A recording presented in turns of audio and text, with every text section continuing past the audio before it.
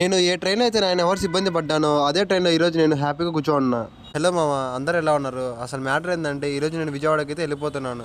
ఇంకా నేను ఇంటి దగ్గర నుంచి అయితే స్టార్ట్ అయిపోయినాను రైల్వే స్టేషన్‌కి. మామ నాకు కొంచెం హెల్త్ బాగాలేదు, అందుకే వాయిస్ ఇలా వస్తుంది. ప్లీజ్ అడ్జస్ట్ అవ్వండి కొంచెం. ఇంకా రైల్వే స్టేషన్ దగ్గరికి అయితే వచ్చేసాను. టికెట్ తీసుకుందామని చెప్పి వెళ్తే అక్కడ జనాలు ఎక్కువ ఉన్నారని చెప్పి పక్కన టికెట్ మిషన్ దగ్గరికి వెళ్ళి టికెట్ అయితే తీసుకున్నాను. ఇంకా లోపలికి రాగానే నేను వెళ్ళాల్సిన ట్రైన్ అయితే రెడీగా ఉంది. ఇంకా నాకు సీట్ కూడా ఈజీగా దొరికేసింది, ఎందుకంటే కడప నుంచి స్టార్ట్ అయ్యేది కాబట్టి. ఇంకా ట్రైన్ స్టార్ట్ అయిన 10 minutes కి బొరుగుల మిక్చర్ అమ్ముతూ ఒక అతను వచ్చాడు. ఇంకా బొరుగుల మిక్చర్ తీసుకున్నాను తిందామని. ఈ బొరుగుల మిక్చర్ ని మీ ఊర్లో ఏమంటారో కామెంట్ చేసేయండి. మా ఊర్లో అయితే బొరుగుల మిక్చర్ అనే అంటారు. అలా ఒక అర్ధగంట తిరుపతిలో ట్రైన్ అయితే ఆపింది. ఇంక ఇంటి దగ్గర నుంచి నేను క్యారీ తెచ్చుకున్న పెరుగన్నము, ఎందుకంటే ఇక్కడ ఫుడ్ బాగోదు కాబట్టి. ఇంకా పెరుగన్నం తినిన తర్వాత నాకు ఎందుకో సరిపోలేదు. ఇంకా అందుకే చిప్స్ ప్యాకెట్ అయితే తీసుకుని తిందామని ఇంకా ప్యాకెట్ ఓపెన్ చేసి చిప్స్ కూడా తినేసి ఫినిష్ చేసిన. ఇంకా కడుపు నిండిపోయింది. ఇంకా అందుకే అలా ఒక స్లీప్ వేద్దామని చెప్పి పడుకుండిపోయినా. ఇంకా ఎవరి గోళ లేకుండా ప్రశాంతంగా నిద్రపోయి లేసేలోపు విజయవాడ కూడా వచ్చేసింది.